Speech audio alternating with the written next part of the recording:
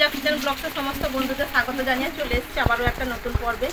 আজকে এই যে দেখুন বেশ বৃষ্টি হচ্ছে, দেখুন একদম বৃষ্টি ভেজা দুপুরের শুভেচ্ছা। এখন 12টা বেজে যাচ্ছে। আমি নিয়ে চলে এসেছি আজকে এই যে দুটো ইলিশ। আজকে এই ইলিশ মাছের অনেক সর্ষে বাটা দিয়ে রান্না খাওয়া হয়েছে। আজকে করব আদা দিয়ে আলু দিয়ে ঝোল রান্না করব, একদম লাল লাল করে ঝোল রান্না করব। তার সাথে থাকবে চাল কুমড়ো পাতার মধ্যে চিংড়ি মাছের পুর ভরে ভাজা। আপনারা প্লিজ দেখতে থাকুন প্রথম থেকে শেষ পর্যন্ত, আশা করি ভালো লাগবে।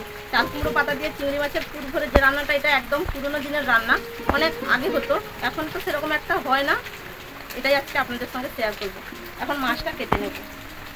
মাছের কিন্তু আঁশটা আমি ছাড়িয়ে নিয়েছি আগে।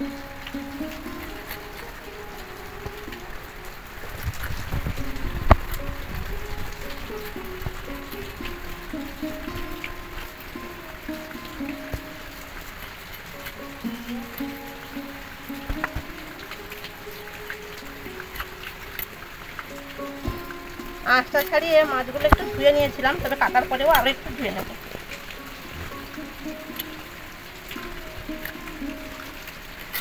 প্লিজ বন্ধুরা কেউ কিন্তু স্কিপ করবেন না, পুরো ভিডিওটা দেখবেন। আর যারা নতুন বন্ধু আপনারা প্লিজ চ্যানেলটি সাবস্ক্রাইব করবেন।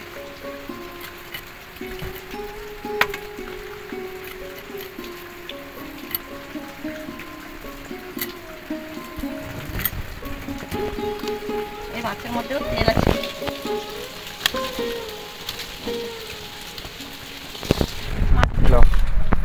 মাছটা ভালো করে ধুয়ে নিয়েছি, এখানে মাছের তেলটা বের করে নিয়েছি। তেলটা কড়াইতে দিয়ে দেবো। মাছের মধ্যে লবণ আর হলুদ মাখিয়ে নেব।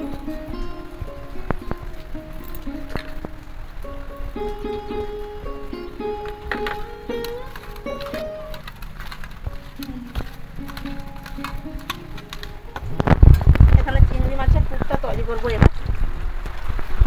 এই যে দেখুন বন্ধুরা, চাল কুমড়োর পাতাগুলো পরিষ্কার করে ধুয়ে নিয়েছি আগে।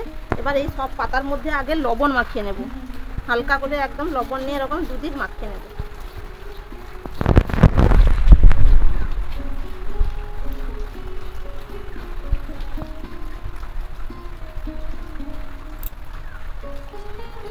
এইভাবে সব পাতাগুলোর মধ্যে আগে একটু লবণ মাখিয়ে নিচ্ছি।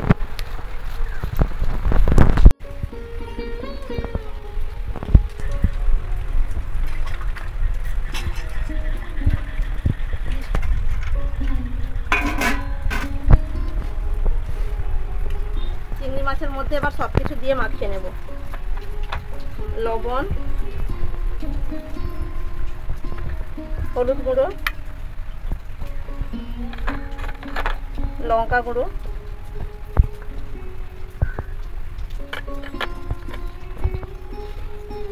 এখানে আছে সর্ষে বাটা,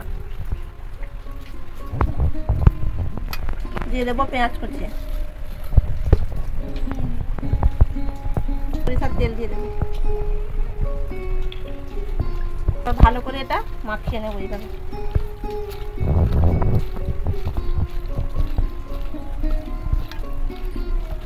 এই বৃষ্টির দিনে এইসব রান্না খেতে কিন্তু খুব ভালো লাগে। পুরো মাখানো একদম রেডি হয়ে গেছে। এবার পাতার মধ্যে ভরে একদম পুরো রেডি করে নেব। এই যে একটা চাল কুমড়োর পাতা নিয়েছি, আর একটা বড় একটা ছোট।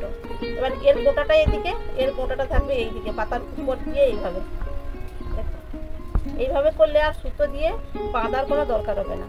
আমি এখানে 4টা তৈরি করব, তাই সেইভাবে ভাগ করে নিয়ে নিচ্ছি, 4 ভাগ।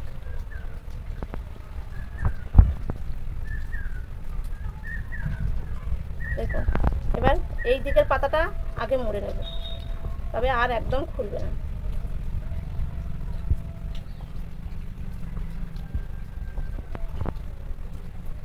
আর কিন্তু খুলবেও না, আর সুতো দিয়ে কোনো বাঁধারও দরকার হবে না। প্রথমে উল্টো দিক দিয়ে রেখে দিলেই একদম পুরো ঠিকভাবে থাকবে। এই যে দেখো একদম রেডি। এইভাবে রেখে দিলে আর কিছুই হবে না। এবার এই যে দেখুন লবণ মাখানোর জন্য দুটো দিক দিয়ে খুব ভালো, দেখুন এক লবণ মাখালে পাতাটা যে খড়খড়ে থাকে সেইভাবে থাকবে না, পাতাটা একটু নেচকে যাবে, নরম হবে, মোড়ার সময় আর মানে ফেটে যাবে না। এটা একটা, আর পাতাটা কিন্তু তখন খাওয়ার সময় খুব টেস্ট হবে। লবণ না থাকলে যেরকম একটা টেস্ট লাগে না, কিন্তু এটা লবণ থাকলো তখন খাওয়ার সময় আরও ভালো লাগবে। অবশ্যই পাতার মধ্যে একটু লবণ মাখিয়ে নেবেন এইভাবে। প্রত্যেকটা এইভাবে একদম উঠতে হবে। প্রথমে একদম এই যে বাইরের দিকটা তুলে নিতে হবে, তারপর দেখুন এই দুদিকের পাটটা মুড়ে নিচ্ছি। এতে করে আর এক্সট্রা আর কাজটা থাকবে না সুতো দিয়ে বাঁধার জন্য।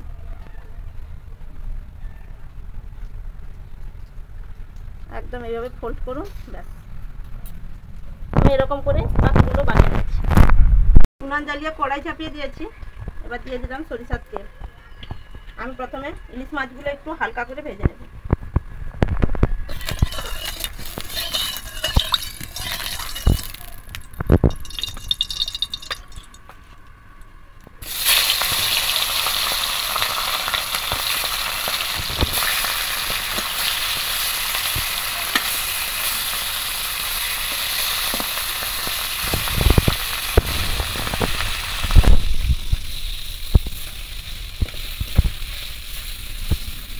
যখন একদম হালকা করেই একদিক ভেজে নিয়েছি, আবার উল্টে নিলাম, আরও একদিক ভেজে নিলাম। মাছগুলো ছোটো হলে কী হবে, তেল কিন্তু বেরাচ্ছে, দেখুন এই যে। এই মাছগুলো হালকা করে দুদিক ভেজে নিয়েছি, দেখুন একদম পুরো হালকা করে ভেজেছি, তুলে নিচ্ছি।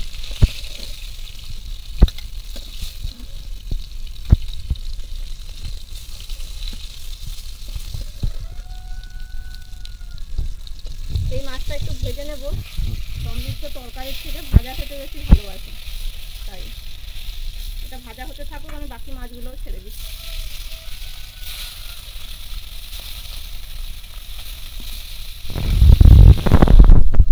সব মাছ ভেজে নিয়ে ইলিশ মাছের তেলগুলো ভেজে নিলাম, এবার একটু তেল নিয়ে নিতে হবে আবার।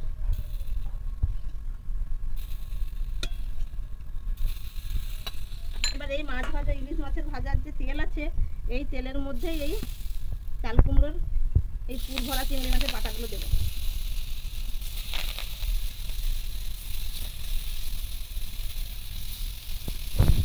চারটা একসঙ্গেই দিয়ে দিলাম। এবার অল্প একটু জল ছিটিয়ে দেবো, দিয়ে ঢাকা দিয়ে দেবো। তবে তাপটা একদম কমিয়ে নিতে হবে।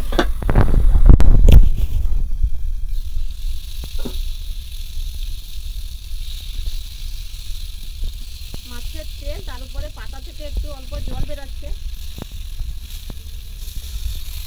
একদিক দেখুন এই যে অনেকটা ভাজা হয়েছে, আর কেমন ফুলে গেছে দেখুন একদম। এবার উল্টে নিচ্ছি। একটু তাপ কম দিয়ে ভাজলে কি হবে, ভেতর থেকে খুব ভালো করে সেদ্ধও হবে, আর মাছটাও বেশ ভালো করে ভাজা হবে। আমি আবারও ঢাকা দিয়ে দেবো।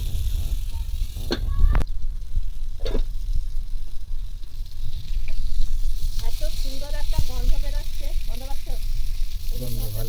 তেলের মধ্যে ভাজা হচ্ছে না, গন্ধটা বেশ ভালো হচ্ছে।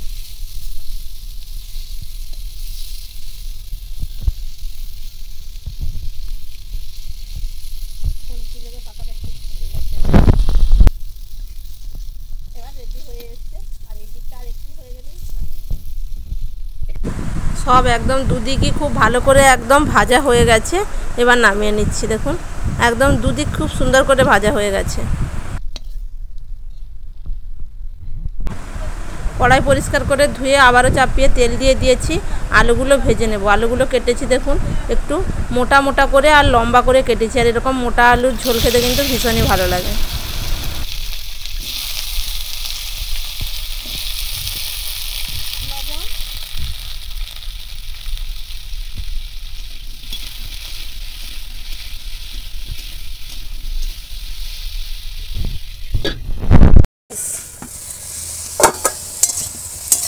আলুগুলো ভাজা হয়ে গেছে, তুলে নেব।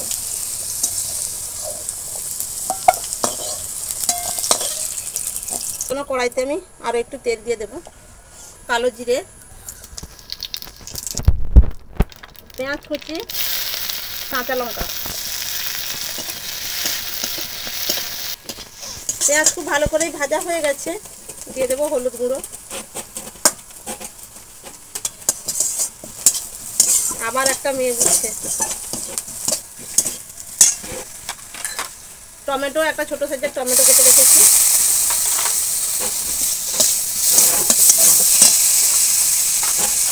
লবণ,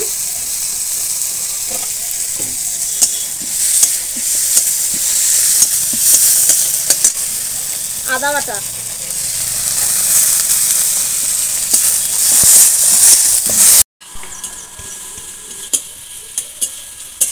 কাঁচা গন্ধ চলে গেছে, টমেটোটাও গলে গেছে।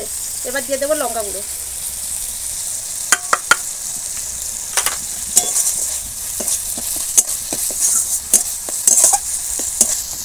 জল দিয়ে মশলাটা ভালো করে একদম কষিয়ে নেব।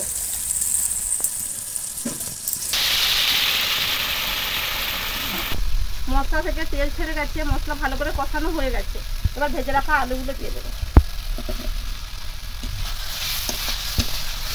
আলু দেওয়ার পরেও আরও একটু কষিয়ে নেব। এবার জল দিয়ে দেবো।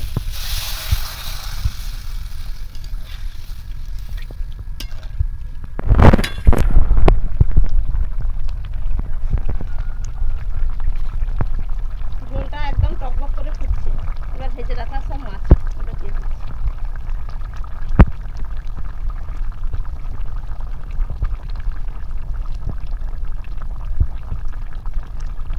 মাছের তেল বেরিয়েছে ভেজে রাখা মাছ থেকে।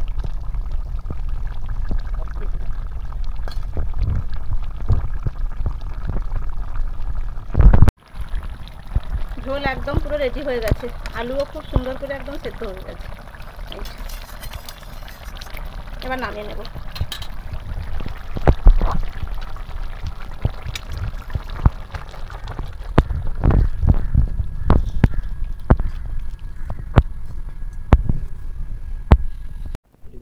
সমৃদ্ধর খাওয়া শুরু।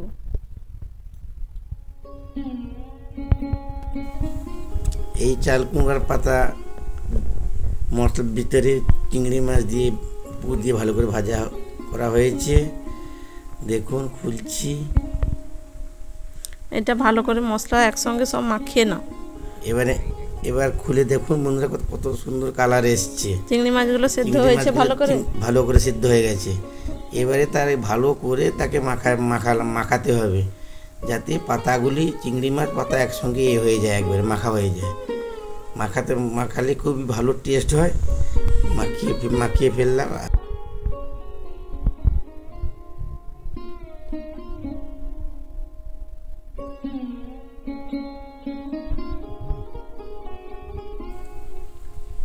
এবার খেলাম, তারপরে ভাত মুখে দিচ্ছি আমি। ভালো টেস্ট। আপনারা এরকম এই মশলাদার ভাজা খাবেন চিংড়ি মাছ দিয়ে। এটা কি বলা হয়, আমরা পাতুড়ি বলি, চিংড়ি মাছের পাতুড়ি। টেস্ট, দারুণ টেস্ট। না খেলে বুঝতে পারবেন না একবারে।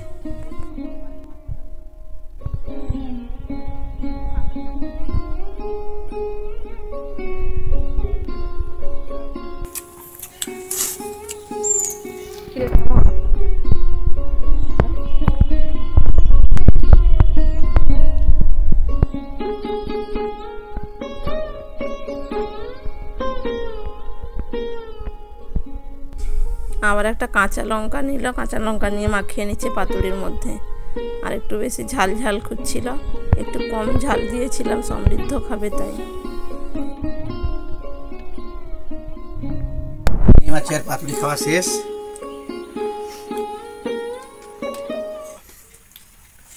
বৃষ্টির সময় এই ওয়েদারের খাওয়ার একদম পুরো।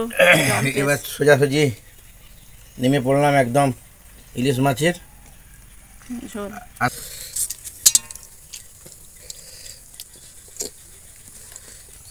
কাঁচা লঙ্কা ঝোলে দেওয়া হয়েছিল, সেটা মাখিয়ে নিলাম। আলু একটা মাখিয়েছি। দেখি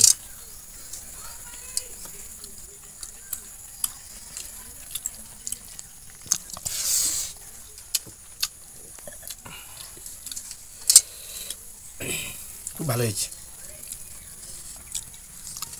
মাছের টেস্ট কেমন আছে?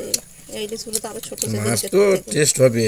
মাছ যখন ভাজার সময় প্রচুর পরিমাণ তেল বেরিয়েছে, সেই তেলেই চাল কুমড়োর পাতা রান্না হলো। সেই তেলে চাল কুমড়ো পাতা দিয়ে যে চিংড়ি মাছের পাতুরি রান্না হয়েছে, ভাজা হয়েছে।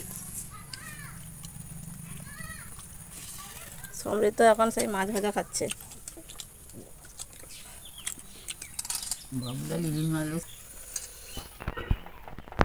আজকের মতো এখানেই শেষ করলাম। সবাই ভালো থাকবেন, সুস্থ থাকবেন। দেখা হচ্ছে আবার নতুন পর্বে নতুন কোনো রেসিপি নিয়ে। তবে কেমন লাগলো অবশ্যই কমেন্ট করে জানাবেন বন্ধুরা।